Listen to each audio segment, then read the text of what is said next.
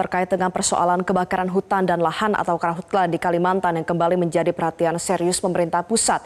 Secara yuridis, praktik pembakaran lahan sejatinya ini telah diatur secara tegas dalam Undang-Undang Nomor 32 Tahun 2009 tentang perlindungan dan pengelolaan lingkungan hidup. Isinya melarang setiap orang melakukan pembukaan lahan dengan cara dibakar. Tapi ternyata dalam pelaksanaannya sejumlah pemerintah daerah di Kalimantan justru menerbitkan regulasi turunan yang memberikan ruang pengecualian terhadap larangan tersebut. Kondisi inilah yang kemudian memunculkan tumpang tindih norma antara regulasi di tingkat pusat dan daerah sekaligus membuka celah hukum yang berpotensi disalahgunakan oleh pihak-pihak tertentu untuk kepentingan di luar ketentuan yang dimaksud. Merespons persoalan ini, Presiden Prabowo Subianto secara tegas mengecam praktik pembakaran lahan dan menginstruksikan peninjauan ulang terhadap regulasi daerah yang dinilai bertentangan dengan asas perlindungan lingkungan hidup. Lantas bagaimana konstruksi hukum di balik polemik ini dan sejauh mana langkah pemerintah pusat dalam menertibkannya? Kita akan bahas dalam segmen ini. Nah, pemirsa, kalau misalnya kita melihat dari latar belakang, jadi karhutla ini tercatat terjadi di hampir seluruh provinsi di Kalimantan selama beberapa hari terakhir. Kalau misalnya kita tarik ke belakang pemirsa, sepanjang Januari hingga Juni 2026, luas lahan terdampak karhutla di Kalimantan sudah mencapai 57.081,33 hektar. Angka ini bahkan sudah melampaui lahan terbakar di Kalimantan sepanjang 2025. Fenomena kebakaran akhirnya menimbulkan pertanyaan besar. Kita lihat di poin selanjutnya, yaitu apa yang menjadi penyebab kebakaran. Apakah memang karena fenomena El Nino dengan intensitas kuat yang membuat kondisi lahan menjadi lebih rentan terbakar secara alami, atau ternyata ada dugaan unsur kesengajaan dari oknum yang melakukan pembakaran terhadap hutan dan lahan.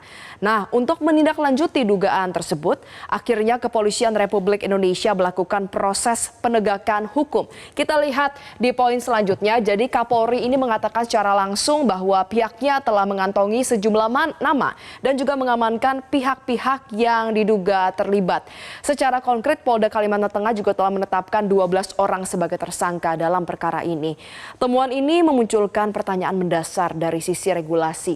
Sebenarnya bagaimana konstruksi hukum yang mengatur soal pembakaran lahan di Indonesia? Apakah ada ketentuan yang secara sah memperbolehkan pembukaan lahan dengan cara dibakar? Kita akan jawab terkait hal ini di slide selanjutnya.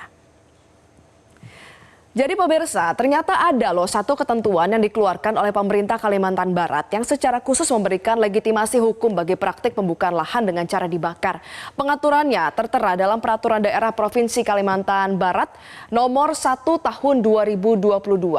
Ketentuan ini pemirsa spesifiknya teratur dalam bab 2 bagian ke-1, yaitu di pasal ke-5. Kita nanti akan sama-sama lihat pemirsa. Jadi pasal 5 ini mengatur soal pembakaran terbatas dan juga terkendali.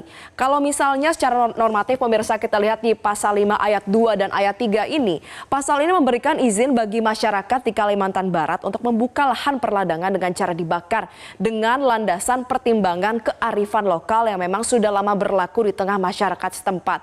Meskipun demikian, ketentuan ini tidak berlaku tanpa batasan.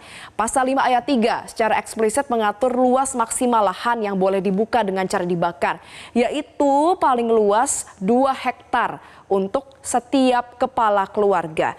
Artinya apa? Kalau misalnya kita kulik secara hukum, ini diposisikan sebagai pengecualian terbatas dan bukan izin terbuka tanpa kontrol.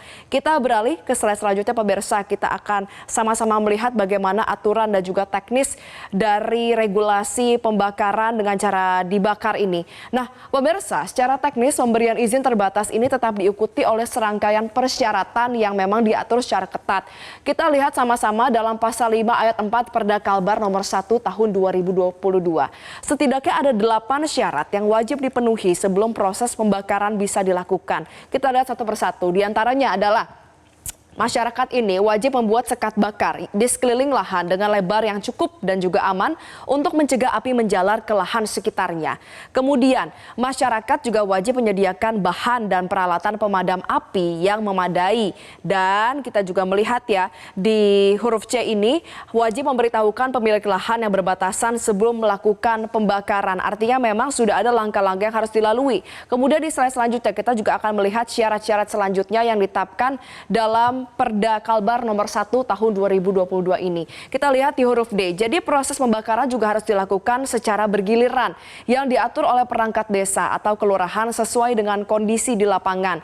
Dimulai dari tepi lahan dan juga menyesuaikan arah angin. Ini penting ya pemirsa, karena arah angin ini akan sangat berpengaruh terhadap bagaimana aktivitas masyarakat di sekitar. Kemudian juga selama proses berlangsung, lahan yang dibakar ini wajib dijaga bersama dan tidak boleh ditinggalkan sebelum api benar-benar padam, dan tidak boleh api ini sampai merambat ke lahan milik orang lain ataupun mengancam keselamatan warga sekitar. Nah, kita akan sama-sama lihat di slide selanjutnya. Jadi di Perda ini juga diatur ya terkait dengan bagaimana pengawasannya. Sebenarnya pemirsa, secara kelembagaan, pasal 11 Perda Kalbar nomor 1 tahun 2022 ini menempatkan kewenangan pengawasan terhadap praktik di tangan gubernur. Regulasi yang sama juga mengatur sanksi bagi pihak yang terbukti melanggar ketentuan yang berlaku. Nah, di luar pasal 11 Perda Kalbar nomor 1 tahun 2022, sebenarnya juga ada regulasi lainnya yang dikeluarkan oleh pemerintah daerah Kalimantan Barat, yaitu Perda Kalbar nomor 2 tahun 2022. Kalau tadi nomor 1, nomor 2 tahun 2022 ini mengatur mengenai pengendalian kebakaran hutan dan atau lahan. Jadi berbeda dengan Perda sebelumnya yang membuka ruang pengecualian bagi pembebasan lahan dengan cara pembakaran. Regulasi nomor 2 ini dirancang untuk menindak tegas siapapun, baik perorangan maupun korporasi yang terbukti melakukan pembakaran lahan secara ilegal. Tapi yang akhirnya menjadi pertanyaan selanjutnya adalah bagaimana rekam jejak Pemda Kalbar dalam menindak aksi pembakaran lahan.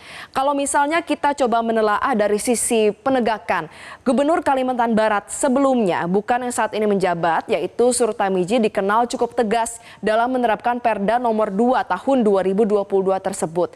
Ketegasan inilah yang akhirnya menjadi catatan penting dalam menakar sejauh mana komitmen pemerintah daerah dalam mengendalikan karhutla di wilayahnya.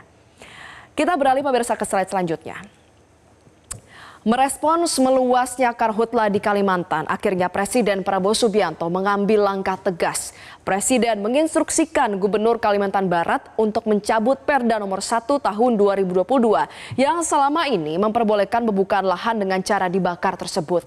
Langkah ini sekaligus menegaskan sikap dari pemerintah pusat agar tidak ada lagi celah regulasi daerah yang berpotensi dimanfaatkan untuk praktik pembakaran lahan, baik itu oleh individu maupun oleh korporasi. Presiden juga menegaskan siapapun pihak yang terbukti sengaja membakar hutan dan lahan akan ditindak sesuai dengan hukum dan peraturan yang berlaku. Kita akan lihat statementnya di slide selanjutnya. Jadi pemirsa, ini selaras dengan yang disampaikan oleh Presiden Prabowo Subianto kemarin usai melakukan peninjauan ya di Kalimantan Barat dan juga di Kalimantan Tengah. Presiden ini mengatakan bahwa terkait dengan aksi pembakaran lahan ini harus kita tindak dan akan kita tindak. Korporasi kalau nantinya memang benar-benar terbukti sengaja membakar hutan dan lahan akan ditindak. Kita akan tindak sesuai dengan hukum dan juga peraturan yang berlaku. Tentunya penegasan dari Presiden ini juga menjadi landasan ya bagi aparat penegak hukum untuk melakukan investigasi secara menyeluruh, dan pastinya rangkaian penyelidikan dan juga penyidikan akan dilakukan secara masif terus-menerus. Kita tahu yang terbaru Polda Kalimantan Tengah disebutkan sudah mengamankan sejumlah oknum yang diduga melakukan pembakaran. Kita akan terus nantikan ke depannya bagaimana proses penertiban dari aksi pembakaran lahan ini, karena kita mengetahui bagaimana sekarang karhutla sudah menjadi aksi darurat yang harus ditindak secara tegas. Pemirsa, dari pemaparan berikut kita melihat bahwa ternyata secara hukum persoalan ini menunjukkan adanya tumpang tindih norma antara regulasi pusat dan daerah yang selama ini membuka celah bagi praktik pembakaran lahan.